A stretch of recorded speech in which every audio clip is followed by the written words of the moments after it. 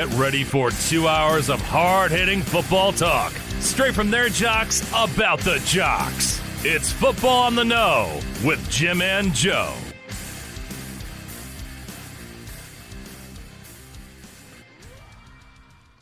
All right, what's going on, everybody? Welcome to another episode of Football on the Know. I am Jim McPhee. Alongside of me is Mr. Joe DeCapita. What's going on, Know-It-Alls? Welcome back for another edition of Football on the Know Show. We are locked and loaded, ready to go. It is our annual Halloween show. Welcome aboard, That's everybody. right. Welcome to the show. If you're new to the show, just want to say, hey, welcome aboard. Become a know-it-all. Simple as this. Either go on Facebook or YouTube, search us up on Football on the Know Show, subscribe on YouTube, hit the notification bell to let you know when we go live, and just become a know-it-all. We're also on Twitter, at FB_know, for all your Twitter needs. Absolutely. And again, like you said, we do it annually, but this year is the first time we didn't dress up, but it's been a pretty crazy day and a pretty crazy week. So we got I'm Mr. sorry we didn't Bones dress with up us. for you, but Mr. Bones is joining us with us today. So happy Halloween to everybody out there. I hope you guys are all staying safe. And this weekend, there should be some pretty good parties too out there, and all the kids out there trick-or-treating and stuff. It's and having a good time, weird so. this year, right? Halloween's on a Sunday. You know what I mean? It's not. If it was on like a Saturday, it'd be a lot easier to party up. You know what I mean? Right. Well, It's who almost knows? like how people are trying to change the Super Bowl and maybe make it like a weekend or the day after you get off. It's like there should be a holiday like where after Halloween you have to have the day off the next day or something Exactly. like that. Because the kids, they're partying, they're going out, they're getting the Staying candy up and stuff, late, and got then the the adults. candy. I'm like, come on, let's give them another day to just hang out and stuff. So, but yeah, thank you so much for joining us with us tonight. We're pleased to be there with you guys, and like Joe said, check us out on YouTube and all that. Hit the subscribe button, and also thank you to everybody out that's listening to us on the podcast region out there with Apple Podcasts and Spotify and all that stuff. Pretty soon we're going to be posting our stuff to Spotify on videos, because now video is offered now on Spotify too as well. So all you Spotify Yes. people out there, you can now see our video here. If you decided not to go and join our YouTube or Facebook groups, that's fine. If you want to stick strictly to Spotify, that's fine. We'll be setting you up with some videos there, but it's going to be after the fact. It's not going to be live. So best experience is live. We're still going to Joe, be there for you. So Joe, week 7, another crazy week. Oh. This week, Joe, a lot of ups and downs, and I mean, for me, it's like even the I think what the Titans had done, I think last week was pretty impressive again, because I wasn't sure how that game was going to go. I thought this was maybe going to be a tighter game than I thought, but I thought overall the Chiefs could maybe handle these guys, but it did not happen that way at all. Like just when you think you know a defense and everything too, and then all of a sudden it flips right upside down. It's a different week. It's a whole different team. You know what I mean? Definitely. So I mean, it's like you shake it up. It's like you see what you see one week, and then they like all of a sudden it's like that magic 8-ball or something. They jumble up and throw it out there, and it's something completely different the next week. Yeah, I mean, you talk about like going from one side of the spectrum to the other week to week. Changes are made, and there's a lot of surprises every week. One of them for me was like the Cincinnati-Baltimore game, where the Bengals wiped the floor with the Ravens. I mean, there was, and usually those interdivision rivalry games, they're always close. They're usually low scoring. There's not a whole lot of like huge waves of momentum in terms of it just being one-sided. The Bengals just absolutely dominated the Ravens, and it was a huge surprise to me. Listen, I give all the Bengals all the credit here. This was an amazing game for them. They really showed and proved to a lot of people out there that may be on the fence about the Bengals. Like we know week to week how they like sometimes they disappoint us, and then they like surprise us. Well, this week, man, they just let any kind of feelings that you had against the Bengals, and if it was negative at all, I think they answered the bell on this one. They really put it to the Ravens. They let them know, like, hey, we are here. We are here to compete for this division, and you better wake up there, Baltimore. We're not no slouch anymore. Yeah, absolutely. And on both sides of the ball, too, not only just even the defense being able to keep the Baltimore Ravens in check, too, with their explosive running offense, but then and keeping Lamar Jackson under wraps, but also Jamar Chase in that offense with Joe Burrow really lighting it up and really putting a number on that defense as well. So where we were just saying, I think the previous week, where it looked like the Baltimore Ravens defense was starting to work together as a whole and come together. Yeah. And now they have that kind of outing against a rival, within the division. And now this division is so tight and up for grabs still. It could go either way. And even if you look at the way the Steelers have been, not playing as well either, but by the record, they're still in the mix within this division. Absolutely. And their defense is their strongest part of their team. And that's kind of really what they're leaning on right now. Big Ben at quarterback, he's had his fair share of ups and mostly downs this year, and he's not being able to return to what he used to be. As a consummate professional, a great quarterback in recent years. Now he's like struggling. He's banged up all the time, week to week, and in turn that offense is struggling. Listen, the only bright spot on that side of the ball is Najee Harris. I mean, at running back, and you have Chase Claypool and Juju when he's not injured, but there's not a whole lot after that. You got a weak offensive line, and Big Ben just simply not playing well. Everything is, all the pressure is on their defense to keep them in games long enough to where maybe they can drum up some points to get the win. But lo and behold, the Bengals, man, listen. They've added some pieces to this team on top of other young pieces that they already had. Joe Burrow, they hit the nail on the head. They got their franchise quarterback. T. Higgins, they hit the nail on the head. Another good, solid receiver. Opposite that, they get Jamar Chase this year, and a lot of concerns coming into the season were all answered in week one. Jamar Chase is the real deal. And they're all connecting. The chemistry is starting to grow with this team. As young as they are on offense, they're growing together week to week, and it's showing. They're showing that they are not just this team that they're still kind of like working on things. They're still, still building for the future. It looks like they are ready to compete now for this division. Absolutely. We've got Paul Matty's in the house with us tonight, Joe. And, what's going on, Paul? And Mike. He says, greetings from Florida. What's up from Florida? And Mike Tackett's in the house with us, too, as well. Happy Scary Hump Day, gentlemen. Remember to send me all your Halloween candy, for quality check reasons. That's right. That's true. No peanut butter kisses or Necco wafers. Fuck those. Nice. I love it. Yeah, absolutely. Yeah, I know. Does anybody even like those things, the Necco wafers? How are they even still a thing? I saw them in the grocery store line the other day, and I was like, man, people still get these? I remember these when I was a kid. They probably don't get them. And the kids even, my kids were like, oh, yeah, you want to try them? I'm like, no, you don't want these. No. Move on. Move on from this. You don't want this. They've probably been there for 10 years. Yeah, they have so much better candy now. Like, why bother do this? You know what I mean? They're mixing all kinds of stuff. I saw a Snickers mixed with brownie or something like that now. That sounds amazing. Yes. But yeah, absolutely. Yeah, I know. We need to be checking some more candy. Hey, my kids made a killing over the weekend. Last weekend they had this thing for their taekwondo and they had a trunk or treat, and man, they loaded up. Holy smokes. Nice. Yeah, I really don't think I need to take them out on Halloween now. I just might as well say, hey, you got your candy, you don't need to go now, right? There you go. We're all set. Absolutely. But I tell you, yeah, you want to talk about scary. How about, the way that the Tampa Bay Buccaneers really put it to the Bears, man? Like the Bears, it seemed like, maybe they can get something going here. Defense was playing well, I think. And then also, Justin Fields, you got the new, setup here. Let's move forward. It's something to help save Matt Nagy's job, maybe. And they just got shellacked. Yeah, the Bears are who they are. They are exactly who we thought they were. They're still in rebuild mode. After several years with Matt Nagy, it seems like they're still not even there. They're not They're not super competitive. And it seems like every single season, it's like Matt Nagy gets another pass. He gets another pass. He gets another pass. Well, at some point, that's got to stop. The GM for Chicago, I feel like he's done everything that Matt Nagy's asked of him. He's brought in talent to him. He's signed guys out of free agency. He's drafted players that he was in much need of.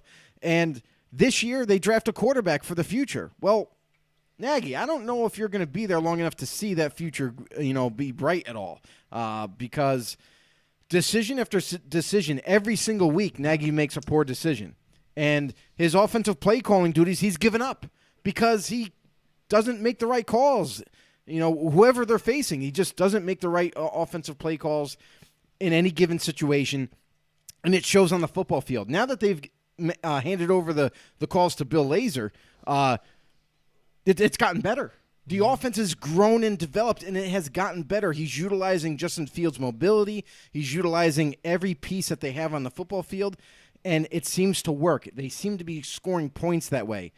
And their defense, it feeds off of that because now they're not being asked to just stay on the football field the whole time. So they are in games, but they are a long way from contention for sure. And I think going forward, it's almost a must that they need to move on from Nagy.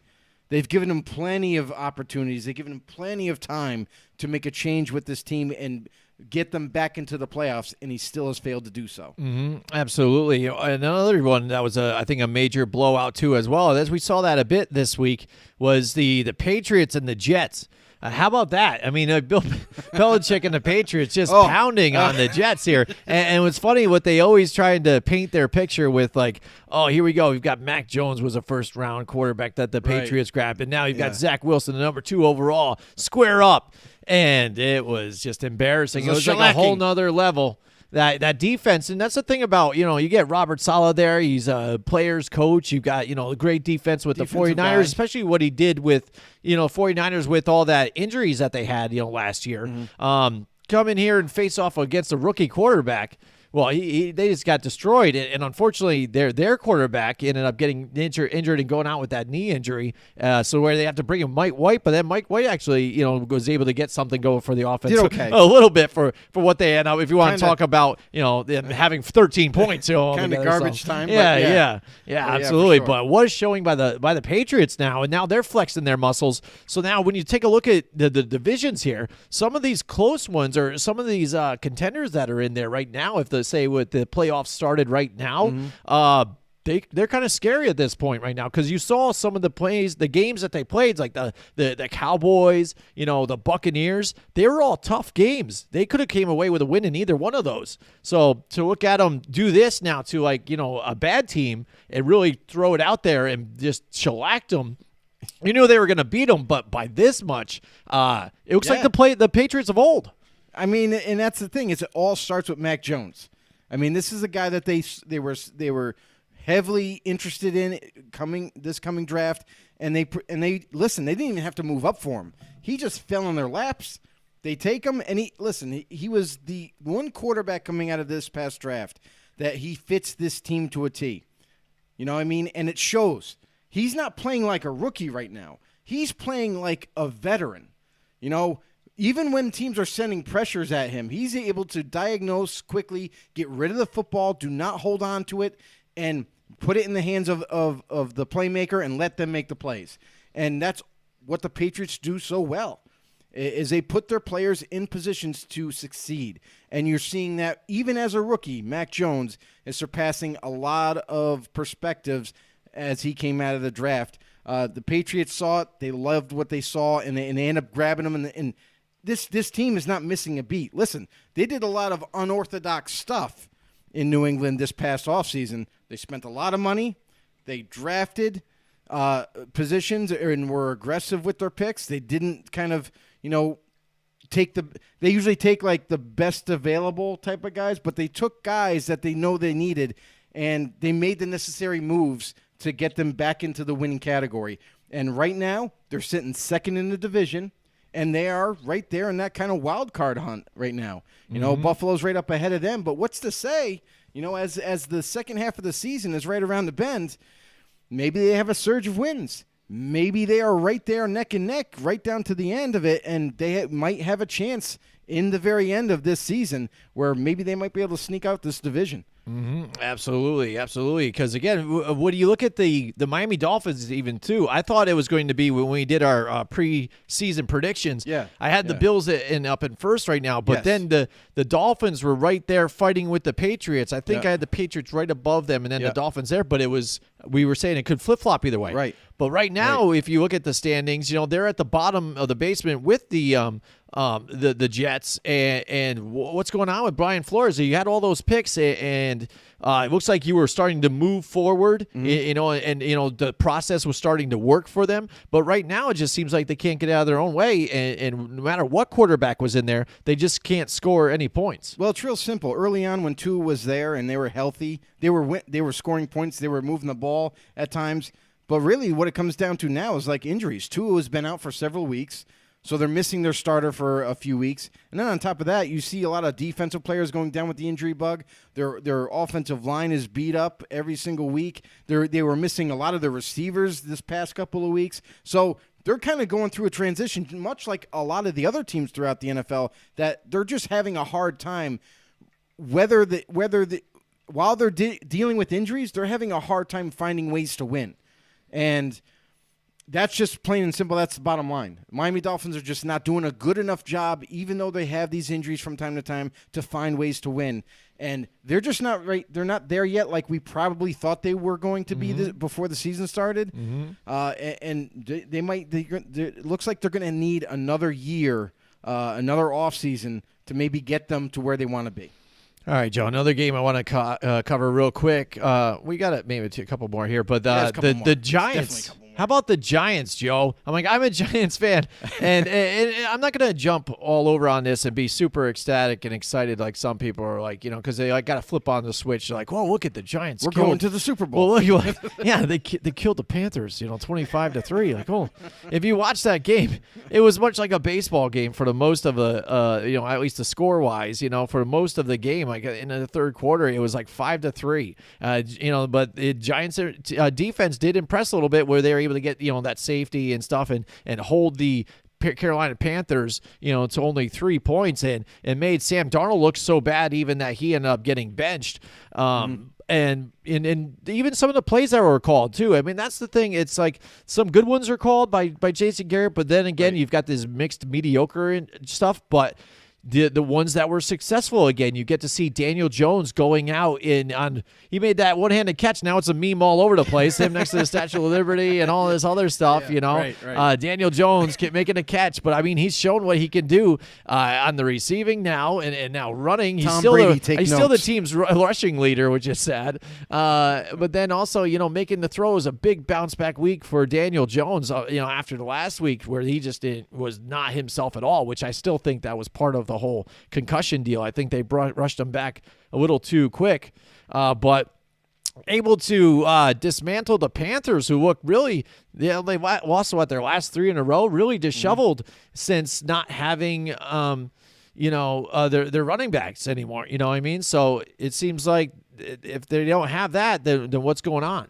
What's really been disheveled is the fact that, and it's not even because they don't have Christian McCaffrey. They've won without Christian McCaffrey, but what right now, the last 2 weeks, what I've noticed more than anything is the receivers not catching the ball.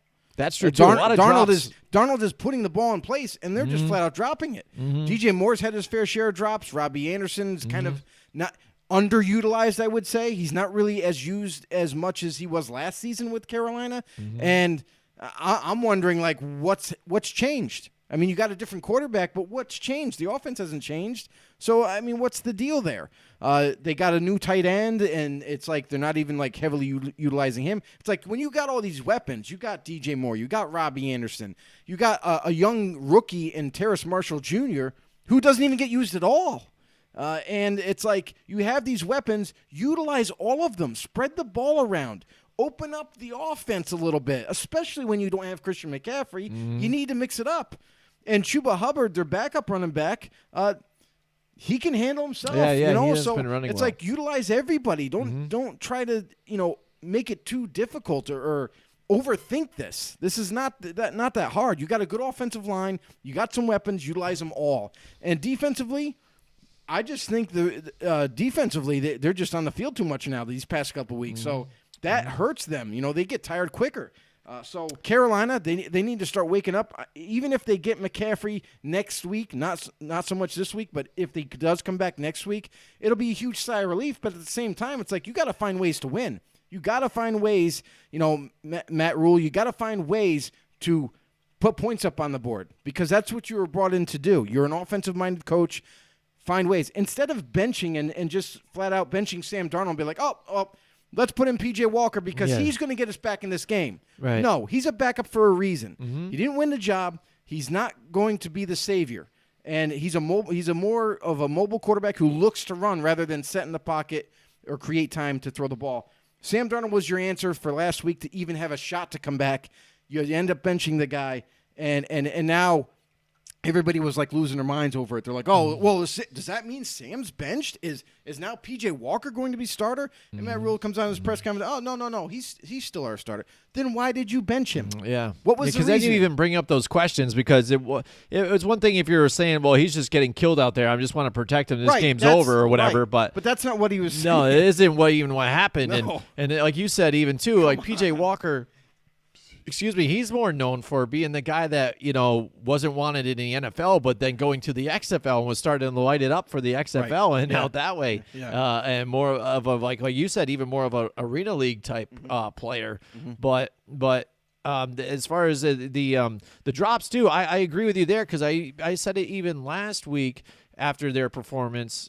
The week before, it wasn't even Sam Darnold's fault, because it seemed like there was so many drops too. But then I saw it, I think, within not even all players, but was when Robbie Anderson caught that catch for the touchdown that brought them within, I think, a score, and there was no emotion behind it. Almost just kind of like, yeah, we're just doing the rounds, like, yeah, I finally got mine, and then it's it. Right. It seems like maybe now they've lost, I don't know if they've lost respect in the head coach, or if it's Sam Darnold, or if it's something else, but it seems like they don't have that fire, like, that urge. So I'm thinking there's something else there, that they're just stale or something. You know what I'm saying? Like they don't have that urge to keep into it. I don't think so. I don't think that has anything to do with it. It's just basically their game plan and what they're doing, coaching wise. Like, and the fact that the receivers can't hold on to the ball. That, I mean, when you have this many weapons, you have to use them all. It's the only way that's going to keep defenses honest and not as aggressive and not come after your quarterback and everything. And the other thing, too, is everyone's getting on Sam Darnold all of a sudden because, we threw another pick this week. Oh, we did this. It's deflected off the other receiver's hands for the most part for those turnovers to occur. So quit blaming Darnold and start looking at your coaching staff, because their game plans or whatever they're doing without McCaffrey in the lineup is not working. And they need to wake up and start spreading the ball around across the football field. Listen, I'm actually another thing I'm a little amped up about is the fact that Terrace Marshall Jr. in the preseason was lighting up the NFL. He was being heavily utilized and everything. And I understand he's a rookie, but at the same time, when you have DJ Moore, defenses are going to key on him. He's the biggest threat. But you also have Robbie Anderson, who they're not really utilizing that much. And then you have Terrace Marshall Jr., who was lighting up the preseason, and now it seems like he's like the forgotten man on the roster. So that to me is like the biggest issues for that team right now. Maybe they'll get it corrected the following week. But against the Giants, man, kudos to the Giants. They went out there, they handled their business. They played really good defense. Their offense was in sync, and it looks like they were a legitimate football team this week. Let's see if they can continue it going forward. All right, we've got Gaz in the house with us tonight, Joe. Gaz in the house. He says, is the movie Scream the Tennessee Titans of horror movies? Underrated. Dude, he's like big on the underrated stuff. He's big on the, and boom, hot take, underrated. Big on the Tennessee Titans, and I'm not so big on them because all they have is legitimately one weapon, and that's Derrick Henry. Without Derrick Henry's running ability, this team is a completely different offense. We've seen it happen before to Tennessee, is when teams are able to stop or at least slow down Derrick Henry. This offense, now it starts to fall on, the pressure starts to fall on Ryan Tannehill to deliver and throw the ball, more often than what they are comfortable with. And it changes this offense to the point where it doesn't run very well, doesn't run very smoothly. Yes, I get it. They got Julio Jones out there. They got A.J. Brown. But this offense, it always runs through Derrick Henry. And if Derrick Henry doesn't have a good day, 9 times out of 10, they don't win games. To be completely honest, is that the Titans defense is not very good. They've shown flashes of doing well against certain teams, but that's always usually when they have that lead. and they're able to pin their ears back and get after the quarterback. But as you get closer and closer down the stretch of this football season, watch the Tennessee Titans and how they play games. If defenses are able to slow down to stop Derrick Henry, this team does struggle. And as far as even the movie Scream being underrated, I don't know. I mean, maybe I don't know where people all kind of over see the that place. even right now, because now they've got the new one. I think they're trying to remake and come out, but we've had multiple Screams, and I saw the original, and I think it was big back then, and I think it kind of has withstood time as well, because you've seen the character of Ghostface kind of keep stretching out throughout the years, and so much so that now they're doing the remake as well. So now it's kind of accompanied itself with, Halloween, the movie of Michael Myers. You have your killers. You've got Freddy Krueger. You've got Michael Myers. You've got Jason Voorhees, and you've got the Ghostface from Scream. You've got Leatherface from Texas Chainsaw Massacre. So I think it's one of those iconic type of figures, and I think it was kind of one of those at the endings, like surprise endings for a horror flick or suspense. But underrated, I'm not so sure. I'm sure there's some other ones out there that were probably a little more underrated that happened to be scary movies that people really didn't think of being an actual scary movie. Maybe, Gaz, you could tell me what's your Mount Rushmore of scary movies out there. I know you enjoy horror that. flicks. And horror flicks. And then even everybody out there, let us know. We're celebrating Halloween here, so we can go off the rail a little bit here and talk about that if you guys want to bring up, horror flicks too as well. I mean, what do you guys like more? Do you like the suspense horror? Or do you like gore and stuff like that? Because I really liked the way the Saw movies were and stuff like that. But some of them tend to get a bit gory, and a lot of people don't really find that scary. It's just gross and disgusting. So where are you guys on that gauge too as well? Throw it out there in the comments. We're ready to hear from you. All right, we got another comment by Mike Tackett. He says, "Worst organization right now?" ? Houston, New York Jets, Miami, or Detroit? Houston and Detroit have complete roster needs. New York Jets reached for Wilson, and Miami has the highest paid, I think he meant, DB in the NFL, with the league's second worst defense. So out of those options, who do you think is the worst? I think it's Houston. I think it's not even a debate, because Houston's organization has been bad for a while. And so is the Jets organization. Every move they make seems to be wrong. It seems to be trending towards that direction. As far as the Jets go, they're still rebuilding, though. But Jets are at least at one point the Houston Texans did draft Deshaun Watson. Yes, they have destroyed it since then, since they've had that in we're talking now. DeAndre Hopkins. But I'm saying even the Jets, when have they even had somebody of that caliber? You know what I'm saying? Well, you have to wait and see. I mean, wait 20 years? No, you have to wait 3 more years, because since they drafted Zach Wilson, who is now their quarterback, we have to wait 3 more years to see how well he develops. And not to mention, a lot of the changes they made this offseason were all this offseason. So all that's got to come together going forward. We have to wait 3 more years down the road to see how good this Jets team is going to be. At least right now, the Jets look like they're on pace of being better. Whereas Houston, you can't say that. Detroit, they look like they could rebuild it. And then Lady Bill's in the house. She says it's more like the Jets, and she said lots of other options other than what was it, Scream, I think, for that. So she's a lot better options for that. Gaz, he's got his list. Here we go, his list. You just made the list. There you go. It's got best horror thrilled films. Mount Rushmore. Here you go. Scream, Get Out, Silence of the Lambs, and Psycho. There you go. There's his Mount Rushmore. Here, Lady Bill's in the house. She's got her list, and it's only 2. There you go, the top 2. Silence of the Lambs. You just made the list. And Saw. There you go. I think I've got a thing for Saw. There you go. But yeah, Saw. I really liked Saw as well. And here it is. But Silence of the Lambs. And welcome. I want to play a game. There we go. Silence of the Lambs, though, I mean, that's one of those traditional, but then also had the suspense, but also kind of gory in a sense, too. And even some of the other ones other than Silence of the Lambs, I think the Hannibal ones, I think when the guy was, like, eating his own face or something like that, it was pretty crazy. But I can't watch scary movies, Lady Bill says, though. Here we go. Yeah, and some of them, it's funny because when my wife watches them too, she waits for that time. She's waiting for the jump scare, so she puts the covers over her face. like Yeah. this. So then she's like waiting for it to happen. Yeah. You know what I mean? Yeah, I got you. You know, it's just funny to watch and stuff like that. But Red Dragon and Hannibal, yeah, those two. I thought those were pretty good as well too. As far as that side of Silence of the Lambs, I really enjoyed watching them as well. But yeah, as far as gore, I like some of the gore ones too. But I really like a good thriller, I think, along with my scare. I get your jump scares and this and that, and trying. I'm done with the whole recreating Japanese horror films and stuff like that, like The Grudge and stuff. Like the first one was okay, and I don't need to get more of that. Like The Ring, the first one was okay. I don't need to get any more Yeah, of that. because it's just like you're just know? duplicating the last movie that you made, basically. you know? Yeah.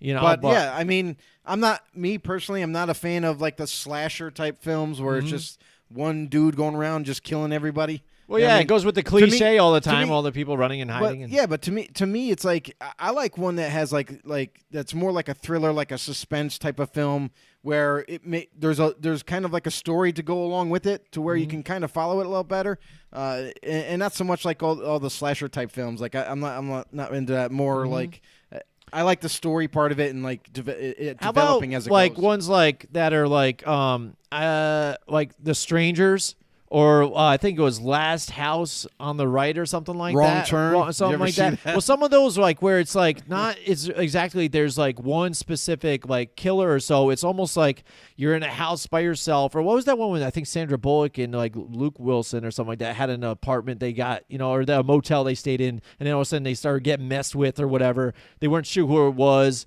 and I'll find out that people were peeking and getting, but that's the kind of I think that's more scary. I know because there was- that kind of stuff can happen. If like so all of a sudden you live on a small secluded area like in the woods, and all of a sudden somebody's ringing your doorbell, Right. and then you look out there and you're like, dude, who's ringing my doorbell? Like I get nobody here ever,